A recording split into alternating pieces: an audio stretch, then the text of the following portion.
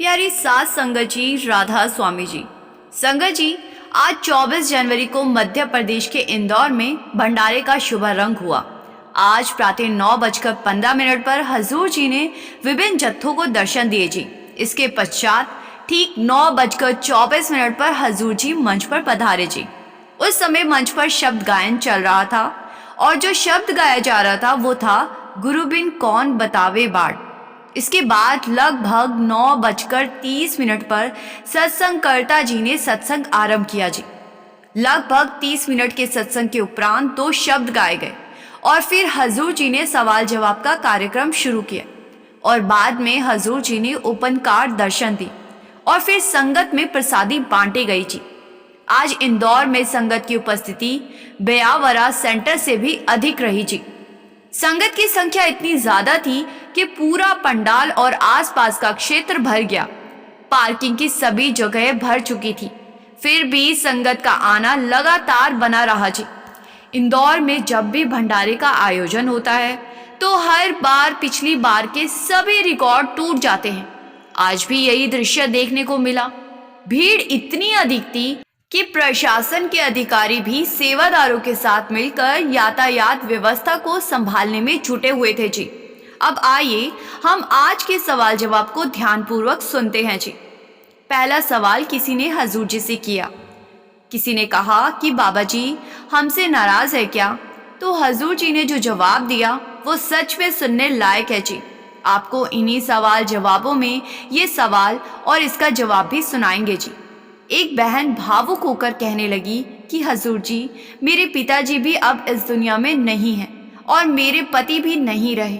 दोनों का देहांत हो चुका है, तो मैं आपको पिता मानूं या पति मानूं? जैसे ही उसने ये बात कही पूरे पंडाल में हल्की सी हंसी गूंज गई जी। हजूर जी ने मुस्कुराते हुए कहा, मुझे तो बस अपना भाई मानो। फिर हजूर जी ने हंसते हुए कहा, अगर तुम मुझे भाई साहब कहोगी तो वो और भी अच्छा लगेगा। इसके साथ ही हजूर जी ने मजाकिया अंदाज में कहा, वैसे भी मैं तो पहले से ही किसी का पति हूँ। ये सुनते ही पूरे पंडाल में संगत जोर जोर से हंसने लगी थी जी और माहौल बहुत ही आनंदमय हो गया। फिर आगे एक भाई ने हजूर जी से सवाल किया। उसने कहा कि हजूर जी, माता पिता के प्रति हमारी क्या जिम्मेदारी होनी चाहिए? तो हजूर जी ने समझाते हुए फरमाया कि बेटा, माता पिता का दर्जा सबसे ऊंचा होता है। हम नहीं जानते कि हमारे माँ बाप ने हमारे लिए क्या क्या कुर्बानियाँ दी है। जब हम खुद माँ बाप बनेंगे तो हमें समझ आएगा कि माँ बाप का क्या दर्जा होता है। हमें अपने माता पिता की सेवा करनी चाहिए, माता पिता का आदर करना चाहिए। हर छोटी बड़ी सलाह माँ बाप से लेनी चाहिए। माँ बाप का अनुभव हमारे से बहुत ऊपर होता है। फिर आगे इसी भाई ने पूछा, हजूर जी, कई बार पढ़ाई के पीछे बहुत भागना पड़ता है। कभी इधर जाना पड़ता है, कभी उधर, और बहुत मेहनत करनी पड़ती है। ऐसे समय में हमें क्या करना चाहिए? हजूर जी ने समझाते हुए फरमाया कि बेटा, ये सब समय के चरण होते हैं। जब हम बचपन में होते हैं तब हमारा ज़्यादातर ध्यान पढ़ाई पर होना चाहिए। यही उस उम्र की ज़रूरत होती है। जब हम बड़े होते हैं तो हमारा ध्यान कारोबार और जिम्मेदारियों की ओर चला जाता है। ये जीवन की स्वाभाविक अवस्थाएं हैं। फिर आगे हजूर जी ने बड़ी ही महत्वपूर्ण बात कही जी।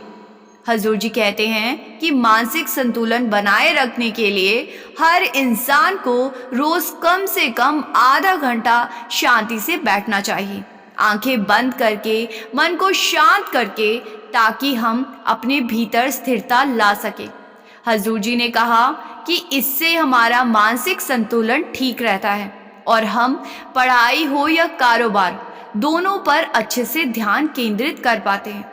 इसीलिए शांत बैठना बहुत ज़रूरी है और जब भी समय मिले तो अच्छी किताबें पढ़ने की आदत भी डालनी चाहिए।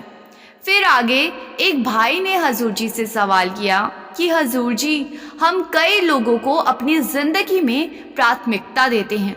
जब वो हमसे कोई काम कहते हैं तो हम उन्हें सबसे पहले रखते हैं, लेकिन जब हमें उनकी ज़रूरत होती है तो वो हमें प्राथमिकता नहीं देते। ऐसे में बहुत गुस्सा आता है, हमें क्या करना चाहिए? हजूर जी ने बहुत ही सहजता से उत्तर दिया जी। हजूर जी फरमाते हैं कि बेटा, तुम किसी को अपने स्तर से प्राथमिकता देते हो, ये बहुत ही अच्छी बात है, लेकिन सामने वाला तुम्हें प्राथमिकता देता है या नहीं, इस पर ध्यान मत दो। तुम्हारा काम है अपने हिस्से का व्यवहार सही रखना, अपने स्तर से अच्छे से निभाना। तुम्हारी तरफ से कोई कमी नहीं होनी चाहिए। फिर हजूर जी ने आगे कहा कि बेटा, हर इंसान हमारी उम्मीदों पर खरा नहीं उतर सकता, और जब हम किसी से उम्मीद बांध लेते हैं तो उसके टूटने पर दुख भी होता है।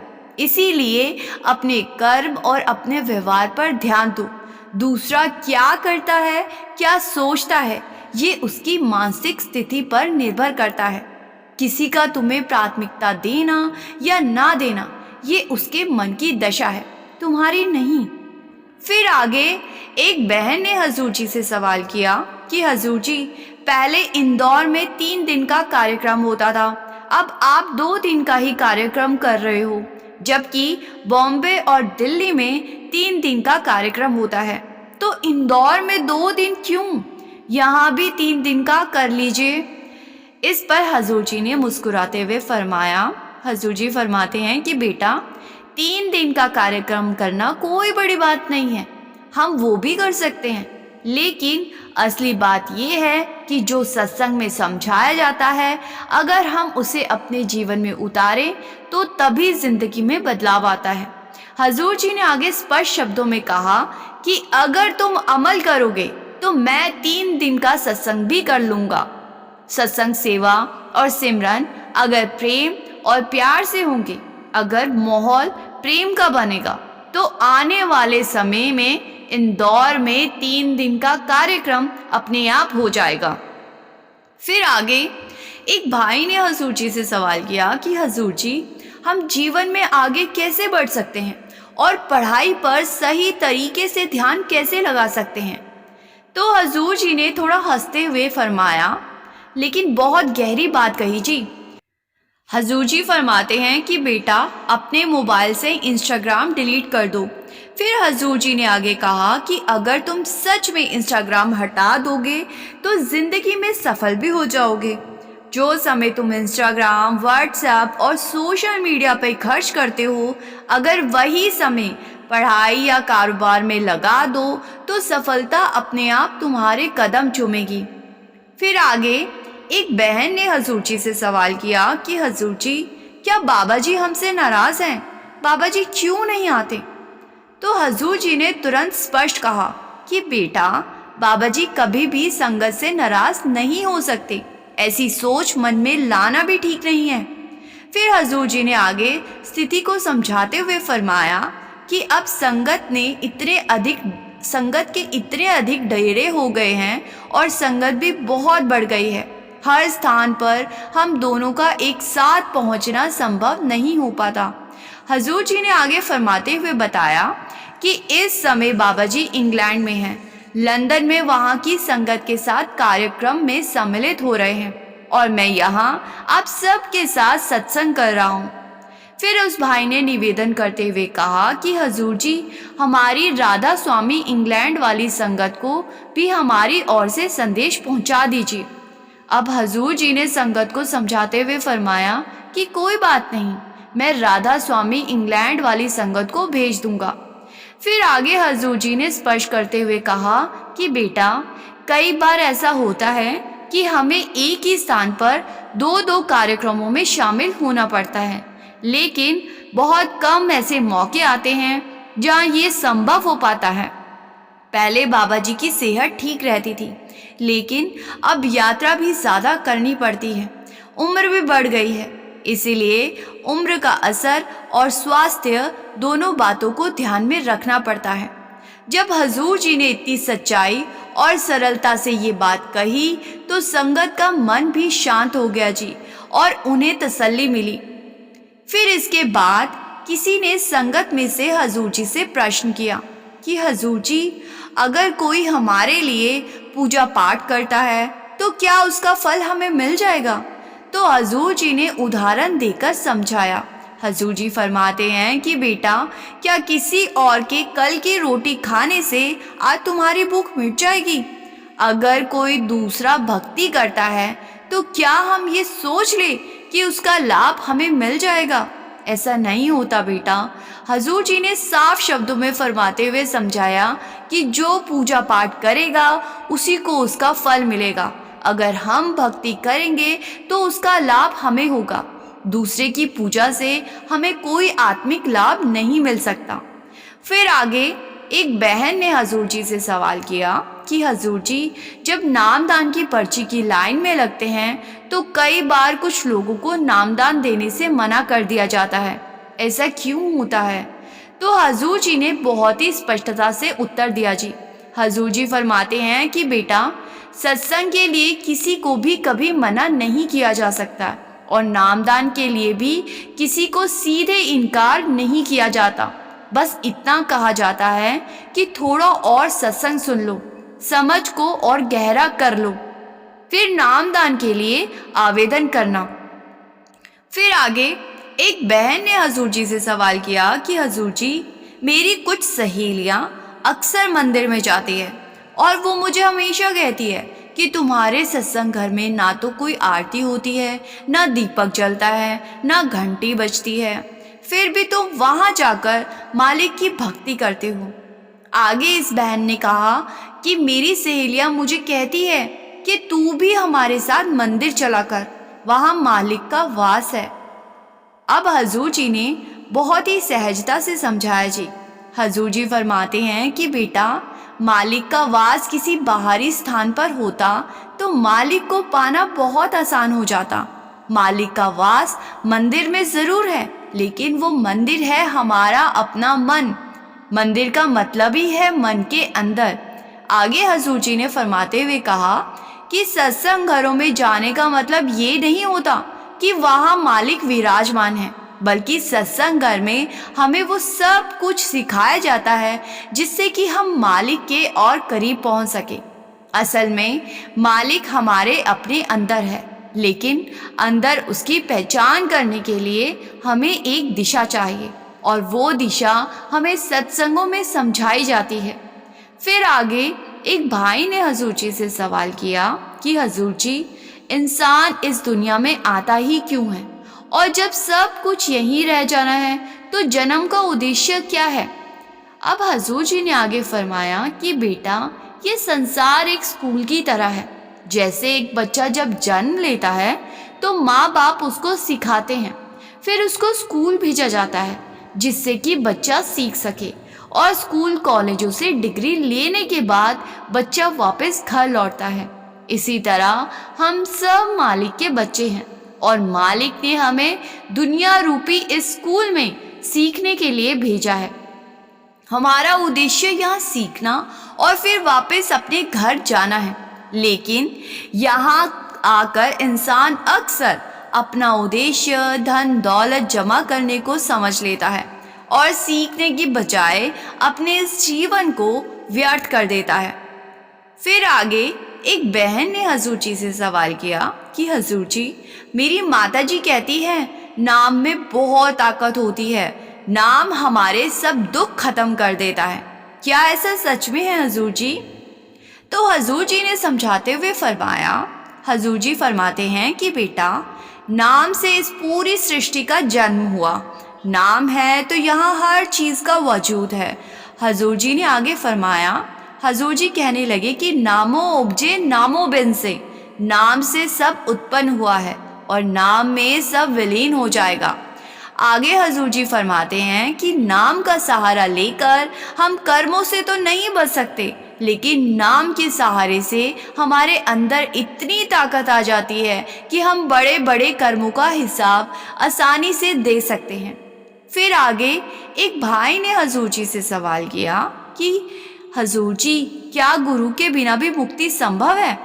तो हजूर जी ने जवाब देते हुए फरमाया कि बेटा, जैसे हम किसी नई जगह पर जाते हैं तो हमें गाइड की ज़रूरत होती है, वैसे ही परमार्थ भी हमारे लिए एक नई जगह, नया शहर जैसा है, और इस रास्ते को हम गुरु की गाइडेंस से समझ सकते हैं। अकेले हम भटक जाते हैं। फिर आगे एक भाई ने हजूर जी से सवाल किया कि हजूर जी, आज के समय में गृहस्थ जीवन और भक्ति साथ कैसे चले। अब हजूर जी ने फरमाया कि बेटा, कोई भी संत महात्मा हमें ये नहीं सिखाते कि मालिक की भक्ति के लिए हमें दुनियावी और पारिवारिक जिम्मेदारी छोड़ देनी है। संत हमेशा यही समझाते हैं कि हमें इस दुनिया के बीच रहते हुए अपनी सभी जिम्मेदारियों को निभाते हुए मालिक की भक्ति में लगना है। इसीलिए 24 घंटे में से सिर्फ 2.5 घंटे ही भजन सिमरन के लिए कहे गए हैं। बाकी के 21-22 घंटे पारिवारिक जिम्मेदारियां और अपने खुद के लिए बहुत होते हैं। फिर आगे एक बहन ने हजूर जी से सवाल किया कि हजूर जी, आज का दौर मोबाइल युग है और आज ज़्यादातर लोग टीवी की जगह मोबाइल देखना पसंद करते हैं, क्योंकि हर छोटी बड़ी खबर मोबाइल पर सबसे पहले आती है। इसीलिए आज हम सब मोबाइल के गुलाम बनते जा रहे हैं। ऐसे में हम खुद को कैसे संभाल सकते हैं। तो हजूर जी ने फरमाया कि बेटा, दुनिया में जब नई तकनीक आती है तो तकनीक का सहारा लेना कोई गलत बात नहीं है। तकनीक से हमारा काम आसान हो जाता है और समय भी बचता है, लेकिन हमें तकनीक को एक सहारे की तरह इस्तेमाल करना चाहिए।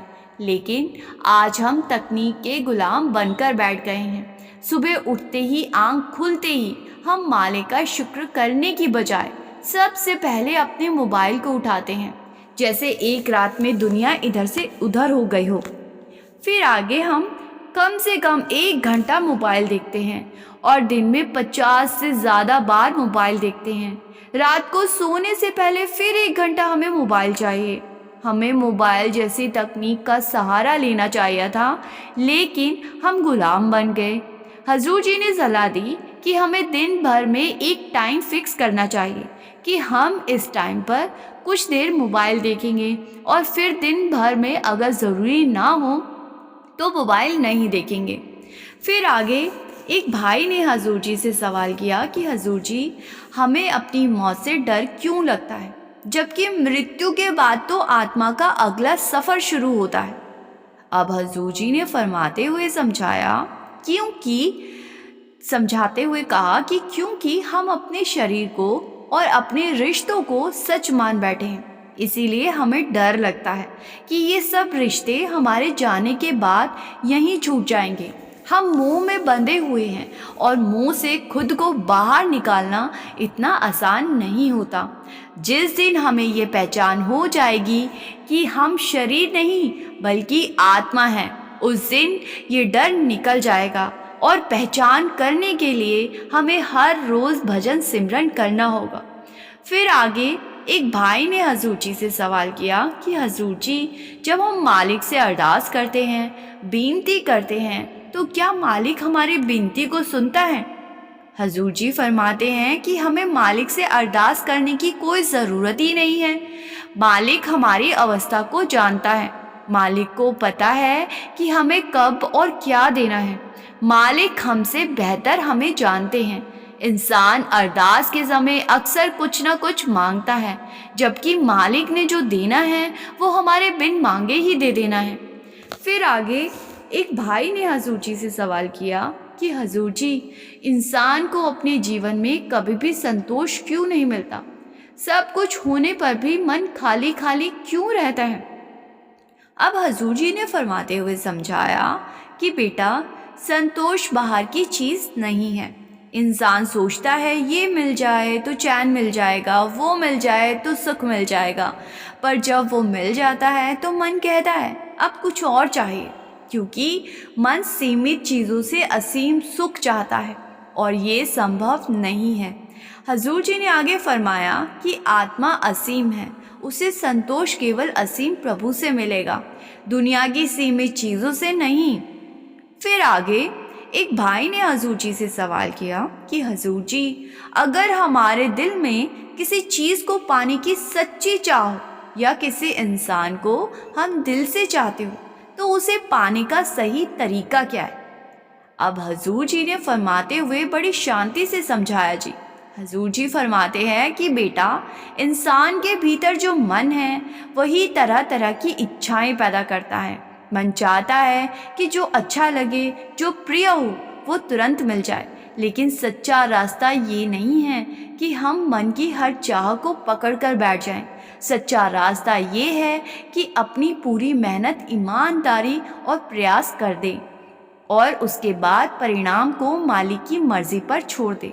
जो चीज़ तुम्हारे भाग्य में लिखी है वो तुम्हें ज़रूर मिलेगी। ना उसे कोई छीन सकता है, ना ही कोई रोक सकता है।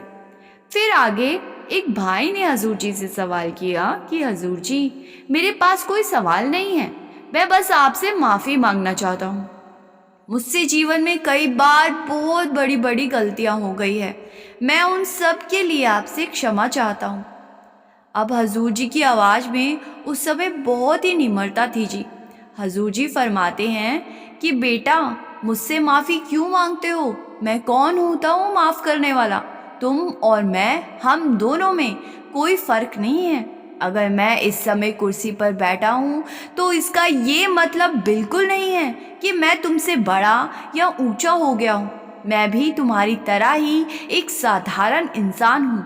माफ़ी अगर मांगनी है तो उस मालिक से मांगो जिसने हमें ये जीवन दिया है। और माफ़ी से भी ज़्यादा ज़रूरी बात यह है कि हम अपनी गलतियों से सीखें। जो बीत गया उसे दिल पर बोझ बनाकर ना रखें और आगे चलकर वही गलती दोबारा ना करें। यही सच्चा प्रायश्चित है। फिर आगे एक बहन ने हजूर जी से सवाल किया कि हजूर जी, लोग कहते हैं कि अगर दिल से की गई अरदास सच्ची हो तो वो ज़रूर पूरी होती है।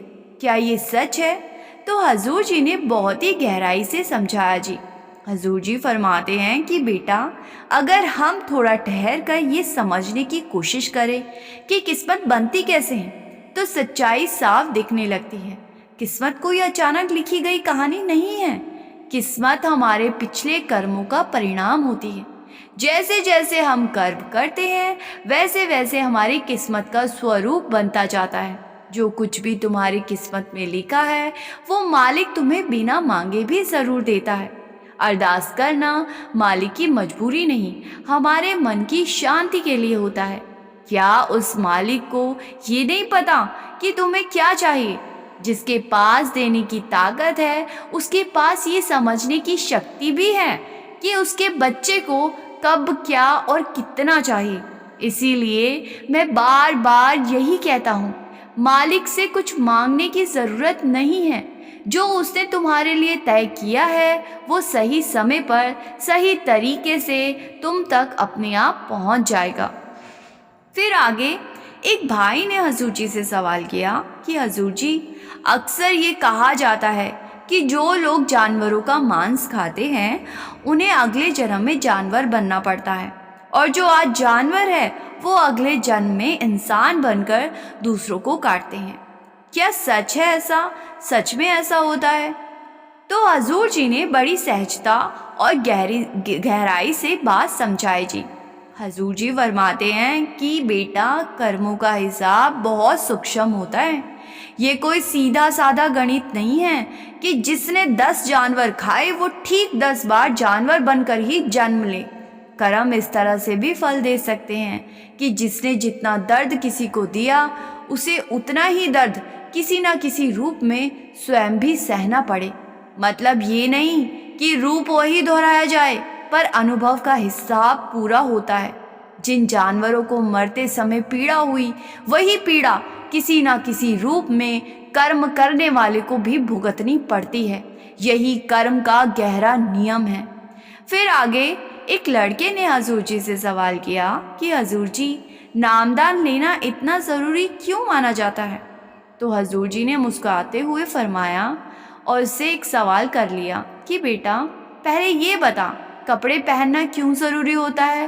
तो लड़के ने उत्तर दिया, हजूर जी, अपने शरीर को ढकने के लिए कपड़े ज़रूरी होते हैं। तब हजूर जी ने बहुत ही सुंदर उदाहरण देकर समझाया जी। हजूर जी फरमाते हैं कि ठीक उसी तरह नामदान हमारे भीतर के अवगुणों को ढकने और दूर करने के लिए ज़रूरी होता है। जब इंसान नामदान लेकर भजन सिमरन करता है तो धीरे धीरे उसके भीतर छिपे दोष जैसे क्रोध, अहंकार, ईर्ष्या कम होने लगते हैं। नामदान आत्मा के वस्त्र जैसा है। फिर आगे एक बहन ने हजूर जी से सवाल किया कि हजूर जी, जब भी आपके और बाबा जी के दर्शन करती हूँ तो अपने आप मेरी आंखों से आंसू बहने लगते हैं और कभी कभी पूरे शरीर में कंपन सा होने लगता है, क्या ये सही है? तो हजूर जी ने अत्यंत स्नेह के साथ फरमाया जी। हजूर जी फरमाते हैं कि बेटा, जहाँ दिल से निकली सच्ची भावना होती है ना, वहाँ मन अपने आप नर्म पड़ जाता है। ये कोई कमज़ोरी नहीं है बल्कि भावना की स्वाभाविक अभिव्यक्ति है। इसमें कुछ भी गलत नहीं है। जब इंसान हंसता है वो भी भावना के कारण ही हंसता है, और जब आंखों से आंसू बहते हैं तो वो भी उसकी भावना का दूसरा रूप होते हैं। जब दिल का रिश्ता गहरा हो जाता है तो उसका असर शरीर पर भी साफ दिखाई देता है। फिर आगे एक लड़के ने बड़ी संकोच के साथ कहा कि हजूर जी, मैं स्कूल में पढ़ता हूँ। कभी कभी कुछ लोगों की बातों या हरकतों पर मुझे बड़ा ही गुस्सा आ जाता है और मन ही मन मैं उनके बारे में गलत सोचने लगता हूँ, लेकिन फिर बाद में मुझे खुद ही महसूस होता है कि मुझे ऐसा नहीं सोचना चाहिए था। अब हजूर जी ने उसे बड़े ही प्रेम और अपनापन देकर समझाया जी।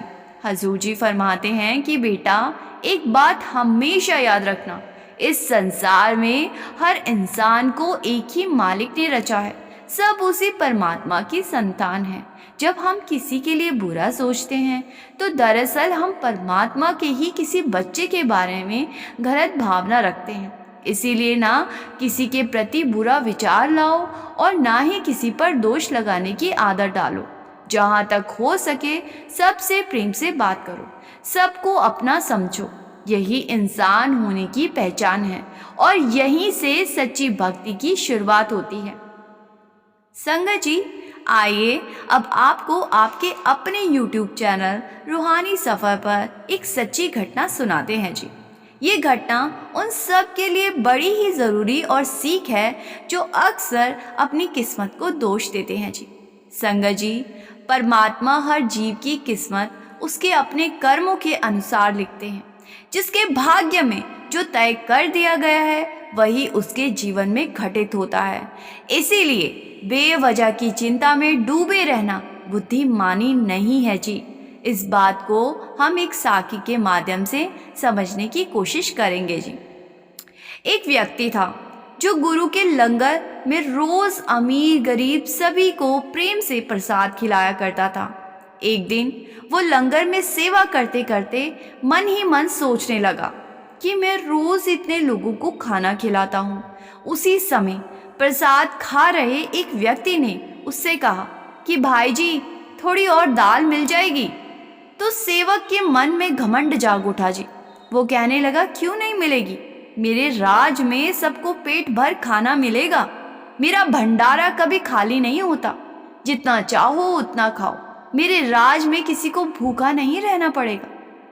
अब दिन बीतते गए, लंगर चलता रहा, लेकिन साथ साथ उस भाई जी का अहंकार भी बढ़ता चला गया। वो बार बार कहता रहा, खाओ खाओ, मेरे राज में खाओ, मेरे रहते किसी का पेट खाली नहीं रह सकता। अब एक रात वो गहरी नींद में था जी।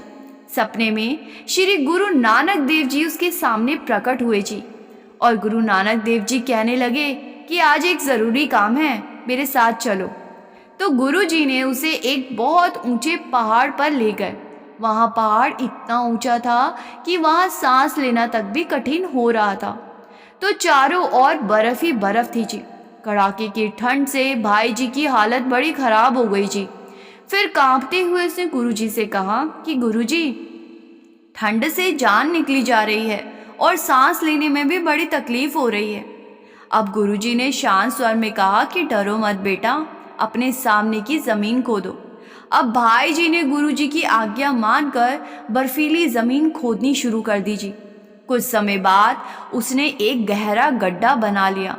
उस गड्ढे के भीतर एक बहुत बड़ा पत्थर निकला। गुरुजी ने कहा, अब इस पत्थर को बाहर निकालो। भाई जी ने पूरी ताकत लगाई और उस बाहरी पत्थर को गड्ढे से बाहर फेंक दिया जी। फिर गुरुजी ने उस भाई से कहा कि अब जरा ध्यान से देखो, तुम्हारे सामने क्या दिखाई दे रहा है। भाई जी ने जब चारों ओर नजर डाली तो वो आश्चर्य से भर गया जी। इतनी ऊंचाई और दुर्गम स्थान पर जहाँ इंसान का पहुँचना भी कठिन था, वहाँ छोटी छोटी चिड़िया और उनके नन्हे बच्चे आराम से दाना चुग रहे थे जी। गुरुजी ने उससे शांत स्वर में पूछा, क्या इन्हें भी तुम खाना खिलाते हो? इतना सुनते ही भाई जी की नींद खुल गई जी। उस क्षण उसे गहरा बोध हुआ कि गुरु नानक देव जी उसे क्या समझा कर गए हैं। उसे समझ आ गया कि इस संसार में हर जीव को भोजन देने वाली शक्ति कोई इंसान नहीं, बल्कि केवल एक ही सत्ता परम पिता परमेश्वर है। उनके अलावा कोई दूसरा नहीं है।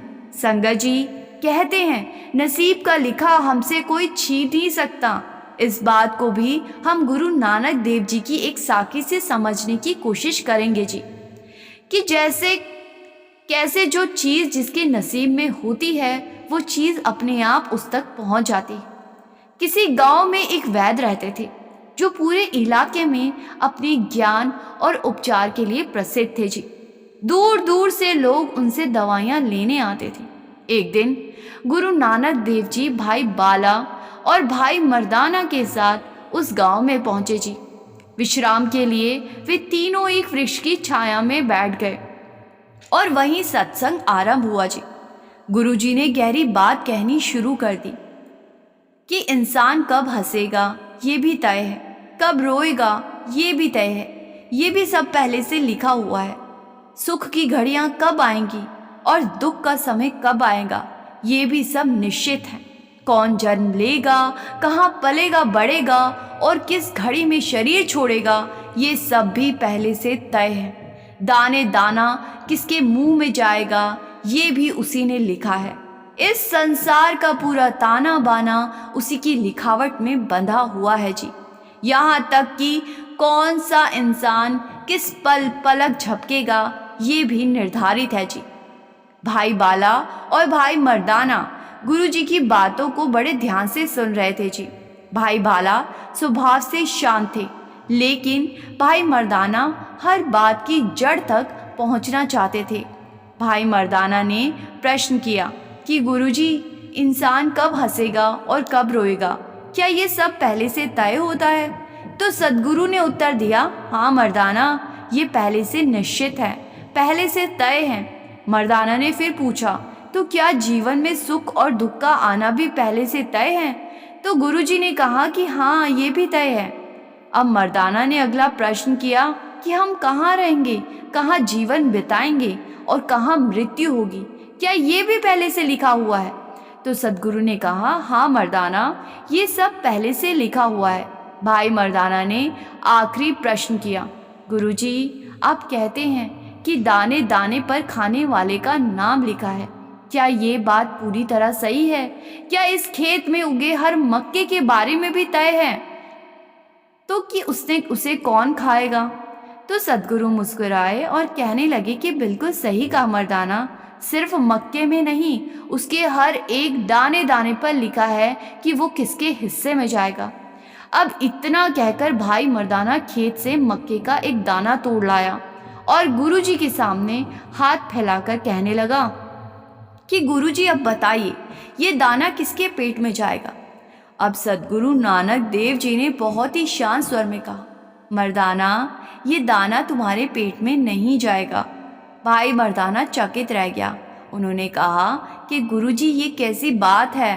दाना मेरी हथेली पर है, मेरे शरीर में शक्ति नहीं है, मुझे भूख भी लगी है, और फिर भी आप कहते हो कि ये दाना मेरे पेट में नहीं जाएगा। अब गुरुजी ने बड़े ही दृढ़ स्वर में कहा कि मर्दाना, तुमने ठीक सुना, ये दाना तुम्हारे पेट में नहीं जाएगा, यही कुदरत का लिखा हुआ नियम है। अब ये सुनते ही भाई मर्दाना ने तुरंत वो दाना उठाया और बिना कुछ देर किए अपने मुंह में डाल लिया जी। अब मुस्कुराते हुए कहने लगा कि गुरुजी, आज तो मैंने कुदरत का फैसला ही बदल दिया। देखिए, दाना मेरे पेट में चला गया। लेकिन ये कहते ही भाई मर्दाना का व्यवहार अचानक बदलने लगा जी। उनका चेहरा उतर गया, सांस उखड़ने लगी और शरीर असहज होने लगा। घबराकर कहने लगा कि गुरुजी, मुझे सांस नहीं आ रही है, कुछ कीजिए, मेरी मदद कीजिए। अब ये देखकर भाई बाला तुरंत कहने लगा कि गुरुजी, देर नहीं करनी चाहिए, मर्दाना को किसी वैद्य के पास ले चलते हैं। उसी समय उधर से एक व्यक्ति गुजर रहा था जी। भाई बाला ने उससे पूछा कि भाई, क्या इस इलाके में कोई वैद्य रहते हैं? हमारे साथी की तबीयत अचानक बहुत बिगड़ गई है। अब उस व्यक्ति ने दिशा बताते हुए कहा कि हाँ, उधर जाइए, वहाँ एक बहुत ही प्रसिद्ध वैद्य रहते हैं। वो तुरंत वहाँ पहुँचे। वैद्य ने मर्दाना को देखा और पूछा, क्या परेशानी है? तो भाई मर्दाना ने कठिनाई से कहा, वैद्य जी, मुझे सांस लेने में बहुत दिक्कत हो रही है, कुछ उपाय कीजिए। अब वैद्य ने पूछा कि अभी अभी क्या खाया था? तो मर्दाना ने कहा, मैंने तो बस मक्के का एक छोटा सा दाना ही खाया था। अब वैद्य ने ध्यान से सुना और कहा, लगता है वही दाना तुम्हारी सांस की नली में फंस गया है। चलो, घबराने की बात नहीं है, मैं तुम्हें नस्वार सूंघाता हूँ, तुम ठीक हो जाओगे। अब जैसे ही वैद्य ने नस्वार सूंघाई, भाई मर्दाना जोर जोर से छींकने और खांसने लगा और कुछ ही क्षणों में वो मक्के का दाना बाहर निकल आया जी। उसी समय पास में घूम रही एक मुर्गी दौड़ कर आई और उस दाने को तुरंत चुग गई जी। भाई मर्दाना की सांस सामान्य हो गई, वो पूरी तरह स्वस्थ महसूस करने लगे। उन्होंने भावुक होकर गुरुजी की ओर देखा और कहने लगे कि गुरुजी, मुझे क्षमा कर दीजिए, मैंने आपकी बात पर संदेह किया।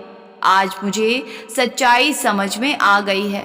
वाक्य में दाने दाने पर खाने वाले का नाम लिखा होता है, लेकिन फिर भी इंसान ज़बरदस्ती एक दूसरे से छीनने में लगा रहता है, जबकि सबको पता है जो नसीब में नहीं होगा वो आकर भी चला जाएगा। संगत जी, अब हम आपसे विदा लेते हैं जी, और आपसे हाथ जोड़कर बेनती करते हैं कि कृपया करके कमेंट में राधा स्वामी ज़रूर लिखें जी। और संगत बड़ी ही खुशी के साथ अपने इस चैनल को सब्सक्राइब भी कर सकती है जी। गुरु प्यारी साथ संगत जी, राधा स्वामी जी।